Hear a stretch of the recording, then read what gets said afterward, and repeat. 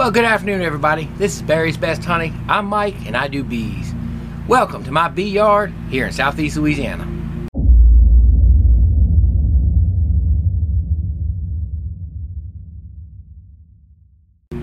Well, folks, today is time to begin making some splits. We did the assessments. You saw in the last video, should be the last video, we split one hive that it actually had swarm cells in it beginning, and I actually did it a bit earlier than I should have, but we had a bunch of really bad weather coming in the next couple days, so it was good to just get it done then. No problem. If it didn't take, I'll either recombine it or I'll use one of these cells that I'm getting, and we'll make sure it gets taken care of. But I wanted to get it done before the weather and err on the side of caution and not allow them much longer to swarm. So it is a week later. The weather's nice. We're back into the 60s, beautiful day. The sun was out, but now it's clouding up. Supposed to get some rain tonight. So I wanted to go ahead and get in these hives. Tomorrow I have queen cells coming. I kind of jumped on the queen cells a little early because they were available, and I want to go ahead and get them. And then I did my evaluations to see who needed to be split. Turned out I don't have a ton of hives that need to be split, which is fine. It cuts down on my work. And whatever cells I don't use, I have somebody else that can use them. So I got some hives out here marked that I rotated. And what I'm going to do this year is split just a little different. Years past, probably the last 4 years, I've been, maybe 3 years. I don't know, I changed back and forth a few times. I split many different ways, but in the end, most all my splits have been walkaway splits, outside of the ones where I've gotten swarm cells and then split a hive. So pretty much all I've ever really done is walkaway splits. This year, I'm buying queen cells. I don't want to get in the habit of buying queen cells. What I want to do eventually is raise my own queen cells, but I'm going to try a little grafting probably. But what I don't want to do is was try and graft this year and bank on that, because you know, I mean, anybody that's tried it the first time out, you probably don't get a great take. You got to learn the larvae, the sizes, the ages, what have you. You know, being the first time to get all that stuff together this early on the spot and depend on those queen cells, I wasn't ready to do that yet because I haven't done it before. Seen it done, and I was supposed to take a class on it before the pandemic, and of course that got canceled last year. And I was really looking forward to that. It was, oh man, I can't remember the guy's name. So we didn't get to take that. So I got the stuff to graft, but to bank on it, nah. So got our hands on some cells. We got a confirmation on them. I'm gonna go get those tomorrow. We'll be able to put the cell in there and get a little time and be built up, ready for the flow. That brings up a good point. Don't want to ever we got a very long season. I don't want to get too ahead of myself. Don't want to build them up too fast. So feeding these splits when I begin to build them up is going to be, you know, I'm not going to just pour the feed to them and just lay it to them, because what I don't want to do is build them up too fast. Our flow is a residual flow that's starting now. We'll get the pears and the plums. We've got blueberries going. We've got a lot of wildflowers. They're starting to come up. Things that they hit, and I don't want, and they're just coming off the red maple, so they're bringing in nectar already. I don't want to build them up too fast because we have a residual flow that goes and goes and goes, and then in April we most years get a privet flow, but some years don't. And if we get that, it's a pretty decent flow. And even if we don't, we're still building up pretty good. Now we have to feed them a little bit if we don't get the privet, and that's fine. But then the tallow flow hits in May. So what we don't want to do is really build up very, very fast just to get to 2 weeks before the big flow, and your bees are trying to swarm on you. Now you're either splitting them, saving them. Well, that's not going to make honey. So you got to split them and maybe recombine them as fast as you can. That doesn't work. It just doesn't pan out. Or they swarm when you don't catch them, and not only have you lost the honey flow, now you've lost half your hive. So it's kind of a good balance. Like with all beekeepers, it's a balance, and timing's everything. But down here, our season is very, very long, so you got to be careful with that. So going back to what I was saying about the splits, I've mostly always done either vertical splits or just moved the box and did walkaways, or found swarm cells and split and moved them. And I chose to do this year, I'm going to configure the boxes and find the queen and put her in the bottom. I'm going to leave the queen in the original location this year, and I'm going to put a queen excluder on top. If I don't find the queen, I'm going to shake them all down and put a queen excluder on top. I could save all the time in the world and just shake everything and be done with it. But I'm gonna go ahead and look because I got time.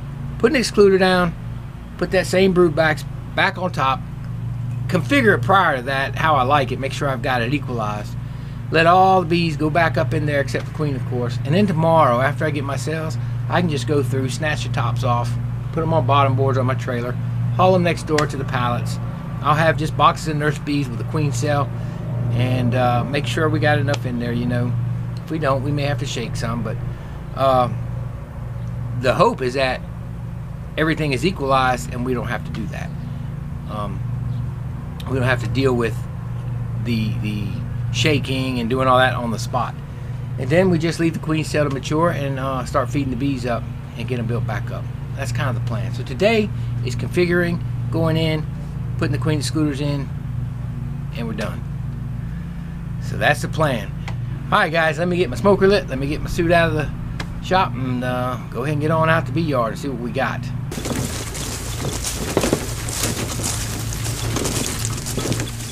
Alright, this is one of the hives I want to look at and see if it's able to be split.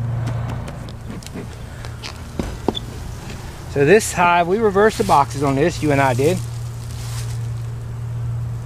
And the bees are up here working.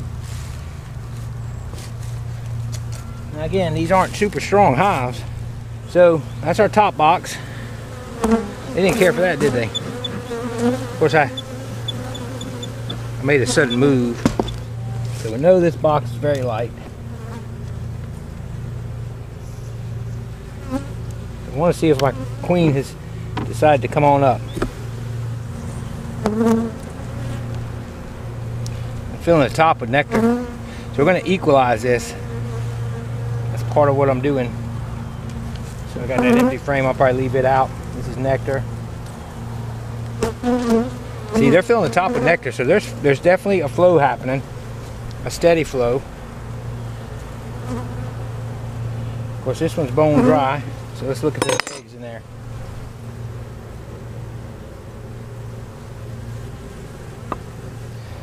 So this is full of eggs on this side. So the queen has moved up into here since it's been rotated.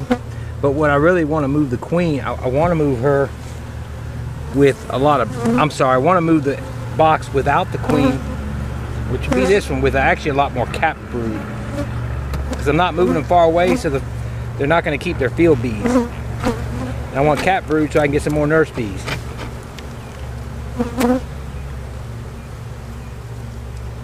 So we're going to keep an eye out for her. And we're probably going to put some cap brood up here. There's the queen. Right there.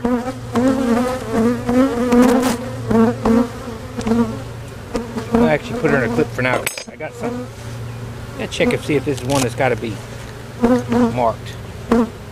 So y'all see her? Sometimes I don't hold the frames up long enough. But there she is. I'm gonna leave her here. So know where she's at. So see, this one I can just put her where I want her and put the excluder in, let all the bees fill where I want. So I can equalize this hive pretty easily now at this point. Alright, just getting back to business. I had to run in and get these cover cloths. I want to mark this queen. The queen has moved up since we rotated this box. That's what we wanted. Alright, so we're going to let her get in there. I like to use this little plunger because I keep my gloves on.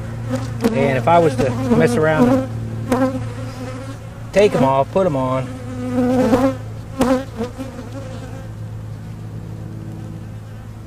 We just put her in there and it's just as easy, and then she can sit and dry. She's safe and she's sound and I don't hurt her because I'll be done messed up and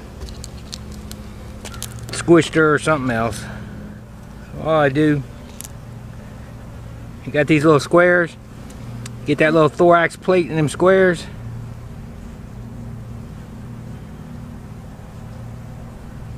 Like that. There's her little thorax plate. I just put a little dot on her. Oh, can't quite get to it. Good enough. Don't take a lot.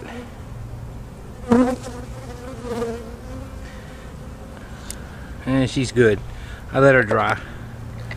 Then I'm going to finish this hive. Now, Good thing is she moved up since the rotation. That's what we wanted.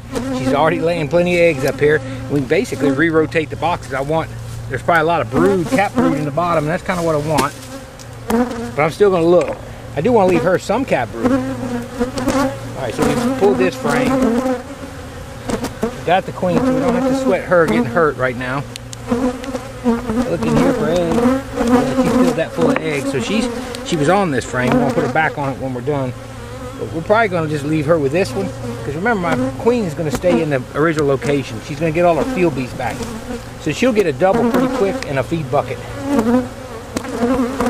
Yeah, this is probably all laid in. So I want to move most of the cap brood with my split away because they're not going to have any field bees. But they'll have a new queen soon. Now that's kind of opposite of what I used to do. But I'm going to try it this year. See how it pans out.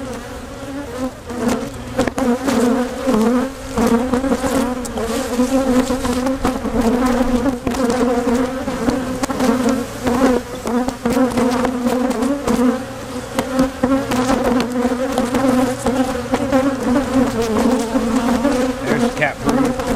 Let's give her one of these and the rest will stay here.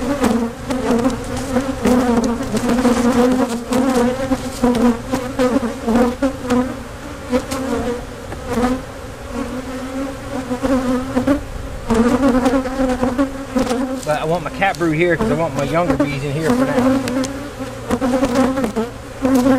This is the box I'll be moving. So I'm going to put this on top, clean the screw on the bottom, let her back in that box. I'm just going to give these ones some nectar.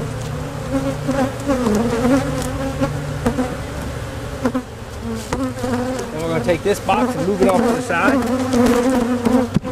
It's still heavy. Got plenty of brood, some honey in it.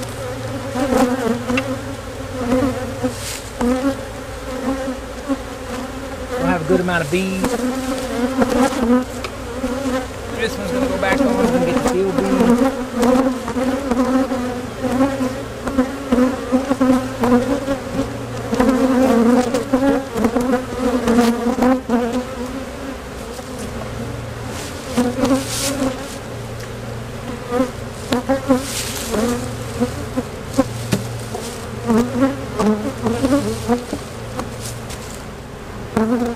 So, this is our box for the queen. I've equalized what I wanted. I did put one cap brood in here. The rest is all her eggs that she's been putting in. That's what I want. I want her to have all her eggs and her nurse bees plus a thing of brood. She's going to get all the field bees back, so she'll have a population as far as north goes. Because we do have a cold night coming. But one of them's tonight, and all the bees will be in the same box as they were in already. And she's got brood in the top and bottom. She's already moved to the top from the rotation we did and laid in about 3 frames of eggs, 4 frames or so.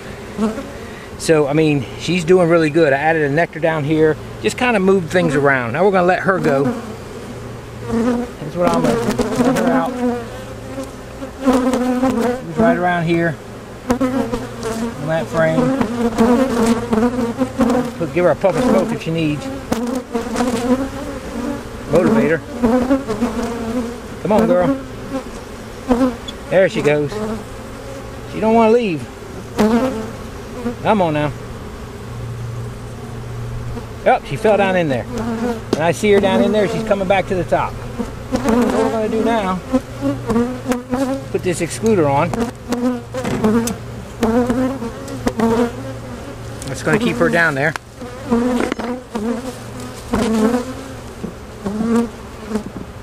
Take this box, move it on up. I'm so used to shaking bees back and forth between boxes to equalize them on splits that I started shaking bees and seeing where I was going to put nurse bees, and I forgot I don't have to do that on this type of split. Now, this isn't a strong hive, a super strong hive. I do understand that, but we're giving them a queen right off the bat, a queen cell right off the bat, so they'll be fine.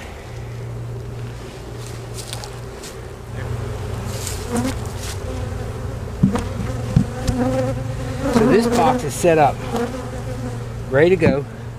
Alright guys, I ended up opening this hive up because I wasn't sure what I had going on with it. I didn't have a brick on top of it to kind of mark what I was doing. And I opened it up and it's pretty full. And I'm thinking, she's laying in here. The next frame is full of eggs. I think we might find the queen on this one and put her in the box we want and do a split on this one. I'm gonna look in the bottom, but let's take a look, see what the bottom looks like after this. She got a nice pattern. But they got plenty of bees. Let's see, can we find her? If not, we'll shake them down in there. All right, so I got a lot of brood up here. I need to keep track of what I got. There's too much honey up here and nectar. That's gonna have to be moved down, depending on what's downstairs. But let's go through this one, and maybe we'll split it. Oh man, that's it. We gotta open that up anyway. Let's take a gander down here. Let's put this down. Let's see what's down in the bottom. That's honey.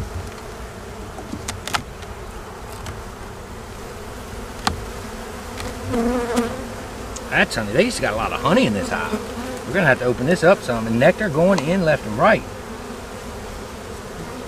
I suspect we should be getting into pollen though.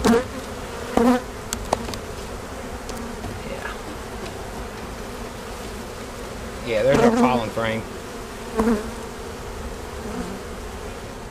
So we're going to concentrate on equalizing these boxes.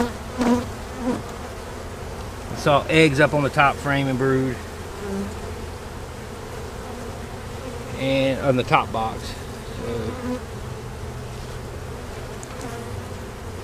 alright, one brood frame here. So we got a brood frame. And it's being capped as we speak. So it's going to be a little later coming out.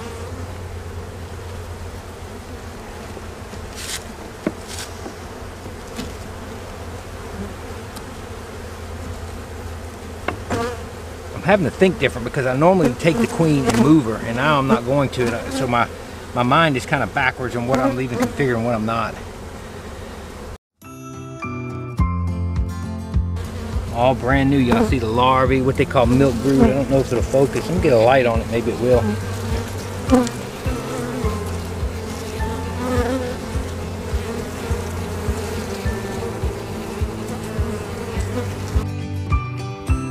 There's our pollen frame. And that's pollen on that side. Got a lot of green pollen coming in.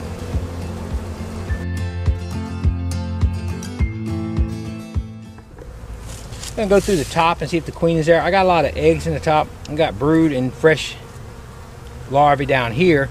So I'm thinking she's up there. Again, I want to leave her with a lot of the young stuff. I'm probably gonna give this to the new queen.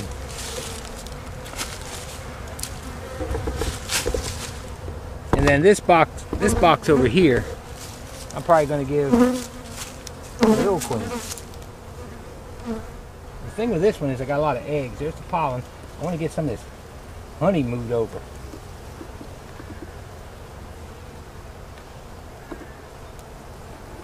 They don't need all this honey.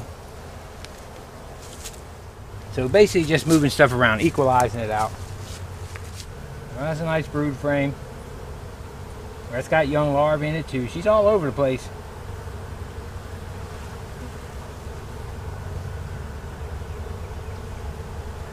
All young stuff. Both boxes are pretty much evened out. So this is just going to be an even split. I don't even know if I have to do any reconfiguring with it, I don't think. I got this old box since I couldn't find the queen. I didn't look super hard for her, just glanced at each frame, but now we're going to do the shake, shake, shake. Making sure we get everybody off for the most part. Not gonna get them all, but you know, as long as you don't leave your queen. Of course, these are all honey frames.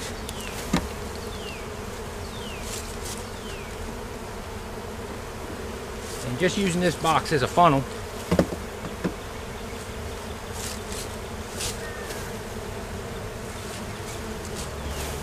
There's not a lot on here. They've all went on the lid that they're sitting on, except for, of course, the brood frames.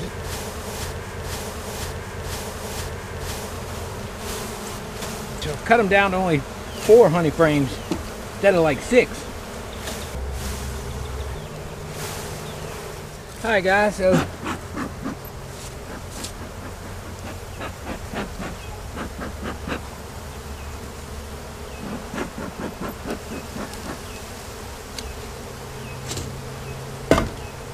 this excluder in. Let's get our frames back in the way we had them. Have this here. Yeah, I gotta replace this box.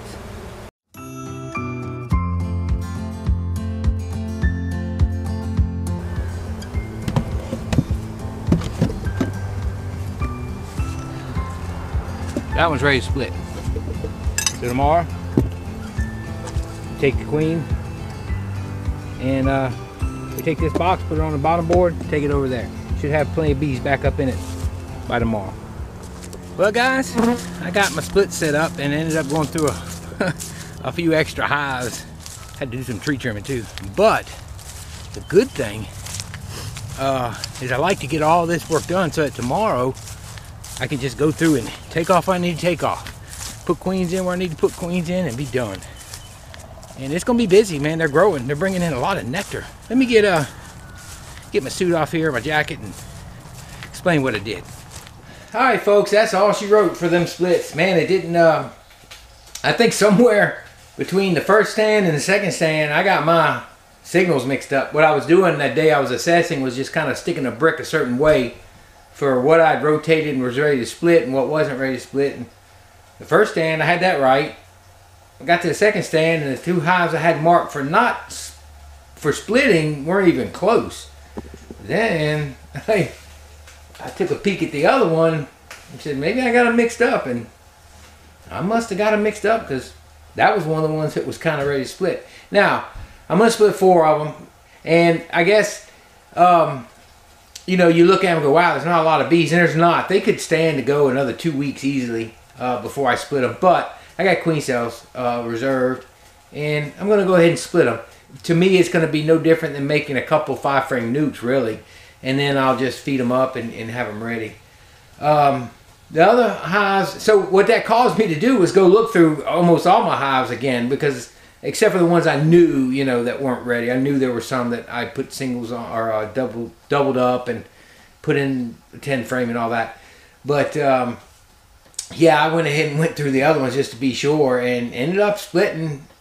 I think I got the bricks wrong on the second round. So anyway, I got 4 that I'm going to split comfortably. And again, they're gonna be kind of small splits, but they're both gonna have brood. All right, so how I split up the brood was I tried to really put more cap brood with the ones that are not gonna have the queens, that are gonna have the queen cells. That way they can, while they're waiting this next couple of weeks, they can have some bees emerging, some nurse bees coming out. You know, keep the population going for them, because we will have a couple cool nights, but you know, just give them a little boost in numbers. But I thought I might split maybe 6 or 8 hives, but it just wasn't in the cards. We got a couple weeks before we're ready to split again, and that's about when the next batch of queen cells, I think the guy told us would be ready, somewhere around the 15th or 18th.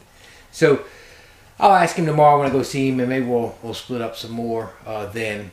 Like I said at the beginning, what I want to be very careful with is how I split, who I'm splitting, and who I'm feeding up and building up. Because what I don't want to do is overbuild too fast. So feeding has got to be strategic, and it's got to be in a way that I make sure that I don't get a week or two before the flow and my bees start putting in swarm cells. Because like I said at the beginning, even if you catch those, it doesn't matter. You still have got to split them, and you still lost your workforce.